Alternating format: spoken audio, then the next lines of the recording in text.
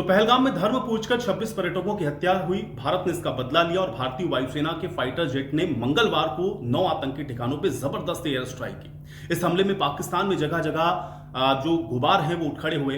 अब भारत के ऑपरेशन सिंदूर से पाकिस्तान के अंदर घबराहट फैली हुई है। उसने अपने एयर स्पेस को पूरी तरह से बंद कर दिया है।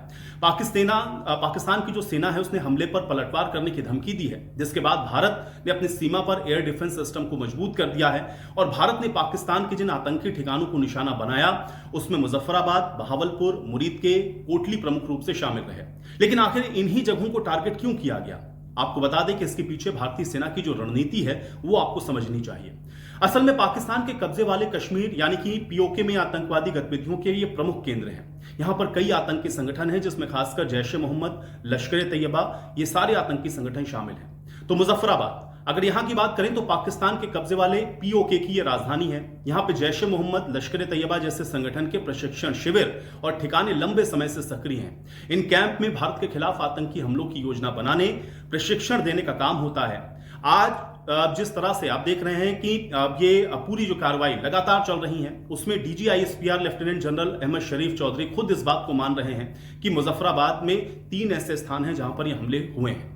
दूसरा हमला हुआ था कोटली पर। यह पीओके में स्थित एक जिला है जहां पर जैश और दूसरे आतंकी संगठन के ट्रेनिंग सेंटर है। भारत में घुसपैठ और हमलों की योजना यहीं पर बनती है।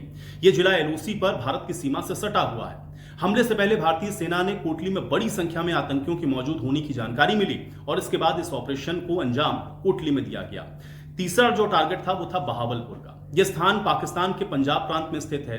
यहां पर आतंकी संगठन जैश ए मोहम्मद का मुख्यालय है और यहां पर बैठकर मसूद अजहर भारत में आतंकी गतिविधियों को अंजाम देता है। जैश के इस मुख्यालय को आतंकियों के प्रशिक्षण भर्ती के लिए आतंकी फैक्ट्री के तौर पर भी माना जाता है। यहीं पर वर्ष 2019 में पुलवामा के हमले के बाद पाकिस्तानी सेना ने दिखावे के लिए इस मुख्यालय पर कब्जा करने का दावा किया, लेकिन असलियत तो यह थी कि मसूद अजहर को दुनिया की नजरों से बचाते हुए पाकिस्तान ने यहां से सुरक्षित स्थान पर शिफ्ट कर दिया। अब भारतीय वायुसेना ने जो ऑपरेशन सिंदूर चलाया उसके तहत बहावलपुर के अहमद ईस्ट क्षेत्र के सुभानुल्लाह मस्जिद समेत कई आतंकी ठिकाने हैं जहां पर हमले हुए और इन अटैक में आम नागरिकों को नुकसान न पहुंचे, इसका खास ख्याल रखा गया। बहावलपुर में जैश मुख्यालय पर हमला बोला गया और तब वहां पर बताया जाता है कि 70 मौलवी और 600 आतंकी रंगरूट मौजूद थे, जिसकी खुफिया रिपोर्ट भी सामने आई है। माना यह जा रहा है कि सभी आतंकी यहां पर मारे गए हैं। फिर मुरीदके में भी एयर स्ट्राइक हुई। यह स्थान भी पाकिस्तान के पंजाब प्रांत के लाहौर के पास स्थित है और लश्कर ए तैयबा का यह प्रशिक्षण केंद्र है। यहां पर आतंकी जिहादी विचारधारा, हथियार चलाने की ट्रेनिंग मिलती है। 2008 में मुंबई हमले की योजना लश्कर ने इसी आतंकी अड्डे पर बनाई थी और अपने नापाक कारनामों को छिपाने के लिए लश्कर ने यहां पर मदरसे और धर्मांतर के जो संगठन है उनको भी खड़ा कर रखा है ताकि वो अपने जो चेहरा है उसको छुपा सके, फेस सेविंग को कर सके।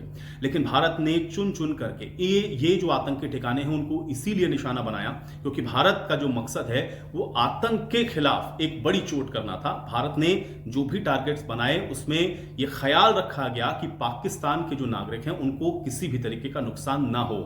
हालांकि ये जो हमले हुए, जो भारत ने स्ट्राइक की, ये सभी आतंकियों की वो बड़ी पनाहगाह थे या वो बड़ी फैक्ट्रियां थीं जहां से ये आतंकी निकलते थे और उसके बाद भारत में आकर के वो इस तरह की गतिविधियों को अंजाम देते थे, जिसमें पहलगाम जैसी घटनाएं भी शामिल हैं। तो भारत ने तो अब लगातार पाकिस्तान को जो सबक है वो सिखाना शुरू कर दिया है। आज भी आपने देखा कि किस तरीके से भारत ने जो पाकिस्तान का पूरा जो एयर डिफेंस सिस्टम है उसको तबाह कर दिया है और अभी भी पाकिस्तान के अब तो लाहौर, कराची, रावलपिंडी जैसे तमाम शहरों से तस्वीरें सामने आ रही हैं जहां पे पाकिस्तान को अब उसी की भाषा में जवाब मिल रहा है।